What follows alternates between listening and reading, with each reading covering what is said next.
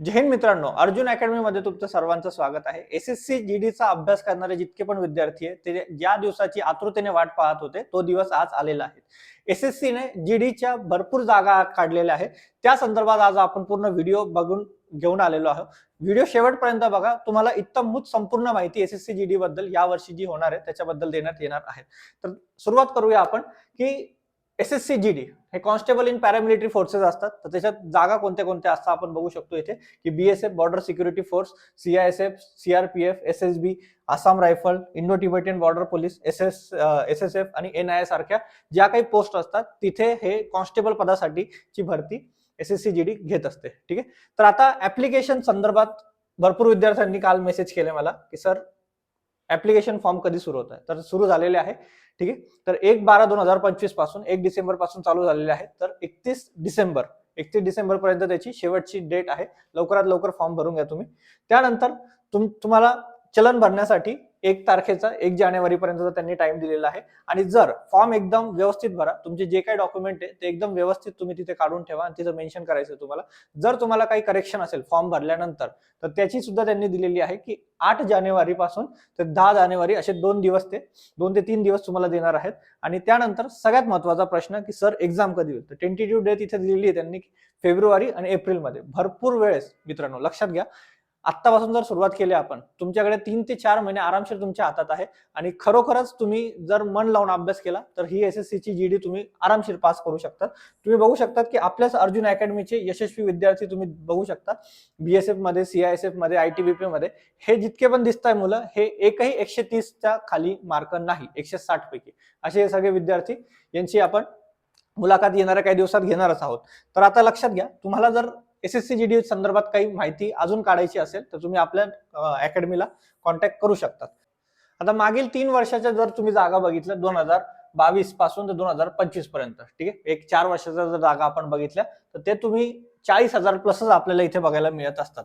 तर पुढचा प्रश्न येतो की सर आत्ताच्या 2026च्या याच्यात इतके कमी का बरं. तर लक्षात घ्या मुलांनो, कमी नाहीत. प्रत्येक वेळेसचा अनुभव आहे प्रत्येक वर्षाचा आमचा की पहिले जे काही जागा येतात त्याच्यात तुम्हाला 20 ते 15,000, ठीक आहे, 15 ते 20,000 जागाची इथे वाढ होते. आणि तुम्हाला सांगतो की 40,000 प्लस तुम्हाला इथे जागा बघायला मिळते. ठीक आहे. तर लक्षात घ्या, जागा किती येऊ त्याच्याशी आपल्याला काही घेणं देणं नाही. आणि ह्या ज्या काही जागा असतात 30-40,000 या खूप झाल्या तुमच्या झोनसाठी, आपल्या जनरली महाराष्ट्राच्या झोनसाठी. तर त्यानंतर पुढचा प्रश्न होता काय. तर लक्षात घ्या, हा सेंट्रल गव्हर्नमेंटचा 10वी पास असलेल्या विद्यार्थ्यांसाठी खूप महत्वाचा आणि एक काय म्हणतात आवडीचा जॉब समजला जातो की 10वी पास फक्त याची शैक्षणिक पात्रता असते. जरी तुम्ही बरेचसे विद्यार्थी आपले महाराष्ट्र पोलीसचा अभ्यास करत असता, आपल्याला त्याला 12वी लागत असते, पण एसएससी जीडी साठी तुम्हाला इथे फक्त 10वी पास लागत असतो. त्यानंतर वयोमर्यादा, हा वयोमर्यादाचा विषय इथे थोडासा लक्षात घ्यायचा आहे की वयोमर्यादा इथे ओपन साठी, ओबीसी साठी, एससी एसटी साठी सगळ्यांसाठी वेगवेगळी दिली. तर ओपन कॅटेगरीत जर असेल तर 18 ते 23 पर्यंत तुम्ही असाल वयोगटात तर तुम्ही फॉर्म भरू शकता.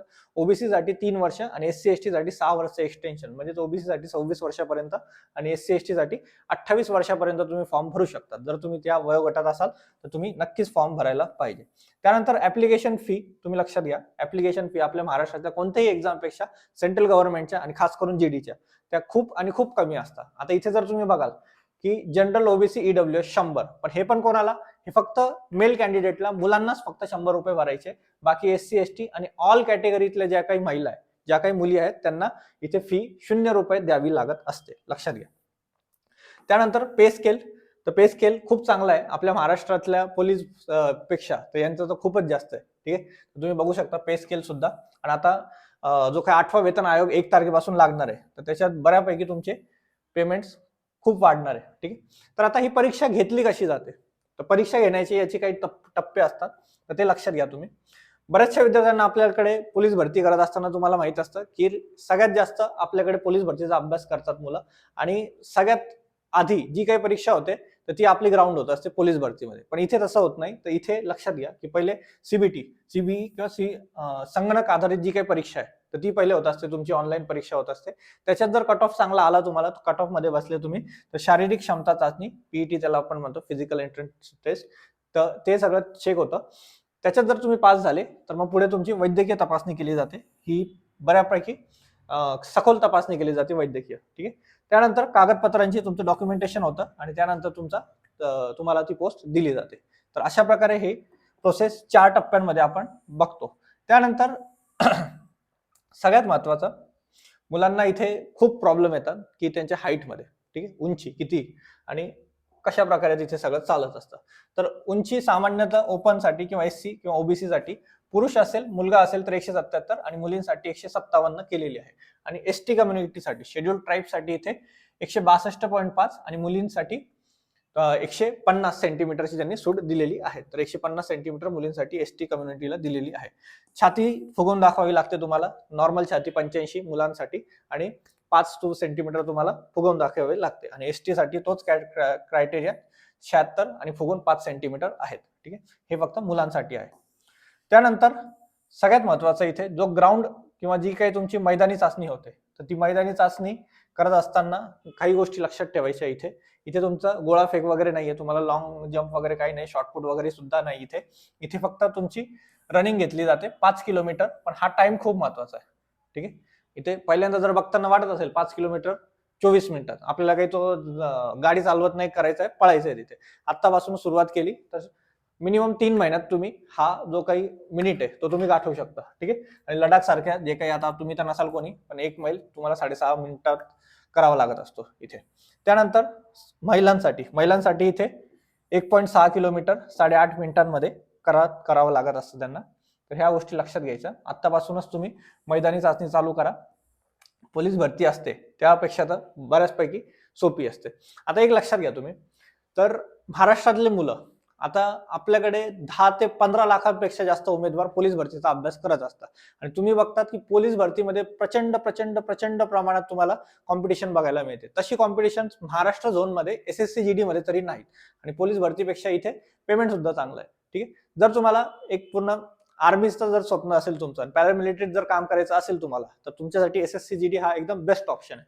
त्यानंतर जे काही विषय असतात, आपले विषय खूप महत्वाचे लक्षात घ्यायचे की सामान्य बुद्धिमत्ता आणि तर्क चाचणी. बुद्धिमत्तेचा असतो, प्रश्न असतात तुमचे 20 आणि मार्क असतात त्याला 40. आता पूर्ण जो लेखी पेपर असतो तो असतो तुमचा 160 मार्काचा. ठीक आहे. 4 जे काही सब्जेक्ट असतात, 4 विषय 40-40 मार्कांना असतात. प्रश्न त्यांचे पूर्ण असतात 20-20-20. इथे बघू शकता तुम्ही. मग इथे तुमचं गणित झालं, सामान्य ज्ञान चालू घडामोडी झालं, हिंदी आणि इंग्लिश भाषा. इथे मराठी नाही.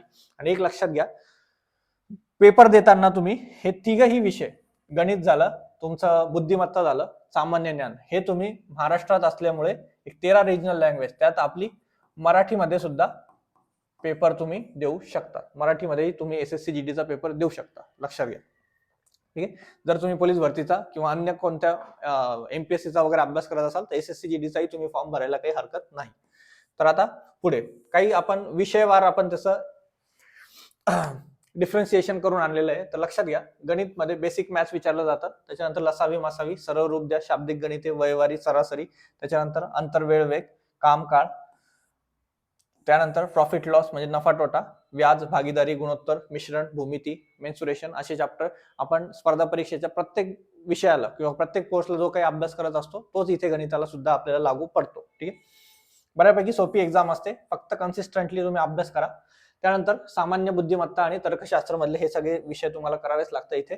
आणि तुम्हाला एक मी शाश्वती देतो आणि आनंदाची बातमी एक सांगतो की हे सगळे विषय आपण आपल्या युट्यूब चॅनलवर तिथे टाकणार आहोत. तर त्यासाठी तुम्ही आपल्या युट्यूब चॅनलला, अर्जुन अकॅडमीला तुम्ही सबस्क्राईब करा. त्यानंतर आपल्याकडे जसे पोलीस भरतीला मराठी ग्रामरचा विषय आहे, तसा तिथे सेंट्रलला मराठी नसून हिंदी आणि इंग्लिश ग्रामर तुम्हाला इथे वाचावं लागतं. ह्या सगळ्या त्याच्या विषयची पूर्ण अभ्यास आपल्याला करावा लागणार आहे. आणि हे अजिबात काळजी करू नका, हिंदीचा आणि मला जानकारी आहे की हिंदीचा अभ्यास करत असताना आपल्या मराठी मुलांना खूप त्रास होतो. पण एक लक्षात घ्या, आपण इथे पूर्णतः अभ्यास, हा जो काही पूर्ण अभ्यास आहे, हा हिंदीचा अभ्यास हा आपण मराठीत घेणार आहोत. तर तुम्ही लक्षात घ्या की त्यानंतर हिंदीचा जो काही सिलेबस आहे हा तुम्हाला शुद्ध शब्द किंवा जे काही आपण बेसिक मराठीमध्ये बघतो तेच हिंदी ग्रामर मध्ये आपल्याला बघायला मिळत असतात. त्यानंतर सामान्य बुद्धिमत्ता, तर्कशास्त्र, बुद्धिमत्तेचा जो काही असतो एक सेम सिलेबस जसा आपल्या पोलीस भरती किंवा बाकीच्या स्पर्धा परीक्षांना आहे तोच इथे सिलेबस तुम्हाला बघायला मिळत असतो. ठीक आहे. तर अशा प्रकारे ही होती संपूर्ण तुमची SSC GD ची माहिती. खूप जागा आहेत तशा आणि जागा येतही असतात.